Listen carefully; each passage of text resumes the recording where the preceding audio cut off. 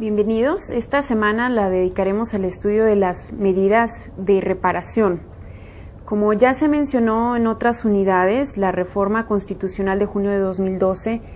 incorporó expresamente una obligación que es fundamental para el Estado y para todas las autoridades, que es la obligación de reparar. El párrafo tercero del artículo primero constitucional señala, entre otras cosas, que el Estado debe prevenir, investigar, sancionar y reparar las violaciones a derechos humanos en los términos que la ley establezca. Si bien es importante que se haya incluido ya de forma expresa esta obligación, no hay que perder de vista que este deber de reparar ya formaba parte del orden jurídico mexicano. Por ejemplo, y solo por mencionar,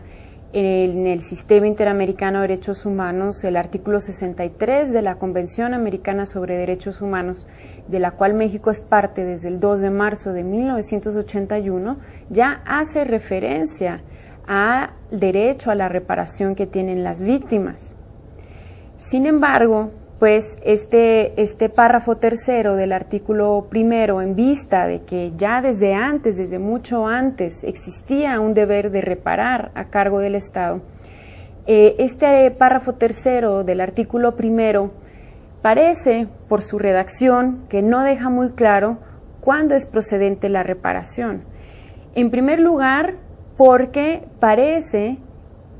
por la forma en que se encuentra redactado, que lo limita a la materia penal. Por ejemplo, cuando hace referencia al deber de investigar a la par que el de sancionar y reparar las violaciones a derechos humanos. Y además ya hay autores que también se han percatado de que la redacción tampoco es la mejor cuando lo remite a los términos que establezca la ley, precisamente porque, como ya he dicho, en el derecho internacional de los derechos humanos ya existía esta obligación para el Estado.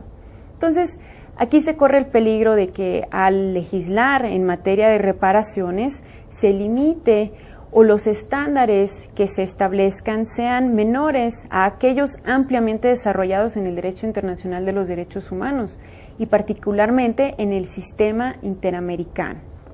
Entonces, en esta unidad, durante toda esta semana,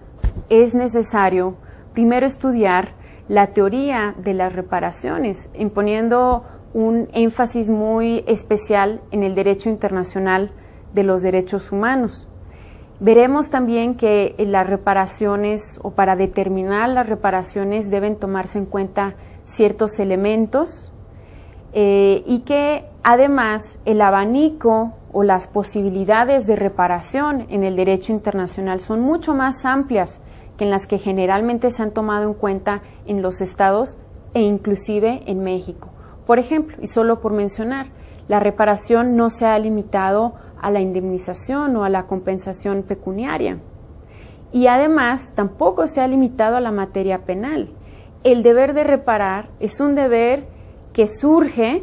cualquiera haya sido la violación a derechos humanos. Entonces, estamos moviéndonos en muchos ámbitos, más allá del ámbito penal. Para poder comprender también la complejidad que tiene este tema de las reparaciones, entonces no nos vamos a quedar en el ámbito internacional, sino que también es necesario ver si el orden jurídico interno prevé también los instrumentos o los mecanismos adecuados para poder garantizar este derecho de las víctimas a la reparación. Y particularmente veremos qué es lo que dispone la Ley General de Víctimas y la Ley Federal de Responsabilidad Patrimonial del Estado, porque lo que podremos ver a lo largo de la semana es que estas dos leyes aún distan mucho de garantizar lo que se considera la reparación integral por la violación a los derechos humanos. Y para el estudio de todos estos temas utilizaremos varios textos académicos y de nueva cuenta utilizaremos textos de la Corte Interamericana de Derechos Humanos para que se vea cómo en el caso concreto se hace el análisis de la reparación,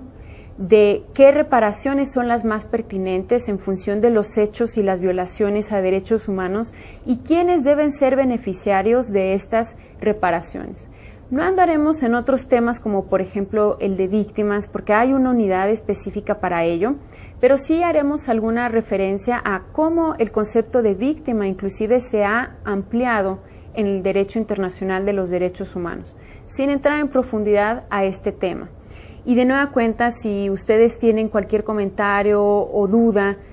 durante toda la semana ustedes pueden plantearlo a todos los compañeros, a su tutora, y para el último día de la semana de esta unidad